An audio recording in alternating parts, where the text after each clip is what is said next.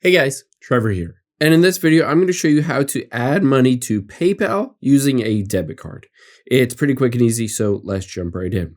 Now you can see I'm on the PayPal app. You can always open up the app on your iPhone or Android, or you can go to paypal.com. Now on here, we need to make sure that debit card is already added to your account. To do that, we're going to tap on where it says Accounts at the bottom left. And then we're going to scroll down until we see where it says linked banks and cards. If you already have a debit card on here, that's great. You can all automatically use that. But if you haven't, let's tap the add new and you can see debit or credit cards. Just tap on that and you can see I can scan the card. I can enter the card info or I can log in to the bank. Let's say I'm going to scan the card. Essentially, it will just use let's use my Face ID real quick.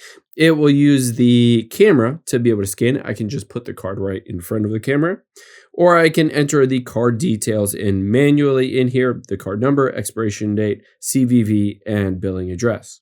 After you've done that, after you've added that debit card on there, we can top up your money on PayPal. So let me hop out of here. And you can see I'm in the account section still. Go to the very top. I have $1 balance. All I need to do is hit add money. And from here, you can see it defaults to $50. Let's change that just down to $1 for this example. And then I'm going to tap on that and you can see a variety of different debit cards that I've added. All you need to do is choose one of those. Let's say this personal Bank of America account. You can see I can have basically multiple different accounts, whether they're credit cards, debit cards, bank accounts, all that stuff.